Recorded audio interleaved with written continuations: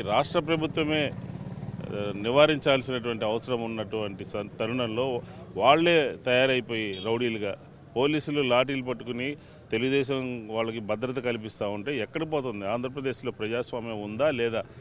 ఎమ్మటే ఆంధ్రప్రదేశ్లో వెంటనే రాష్ట్రపతి పరిపాలన విధించాల్సినటువంటి అవసరం స్పష్టంగా కనపడుతుంది. పూర్వం అనుకునేవాళ్ళం బీహార్లో చాలా రౌడీ గ్యాంగులు ఉండేవి, దాడులు జరుగుతూ ఉండేవి, గూండారాజు నడుస్తుంది అని చెప్పాను. కానీ ఇప్పుడు ఆంధ్రప్రదేశ్లో ప్రత్యక్షంగా కళ్ళ ముందు కనపడతా ఉంది.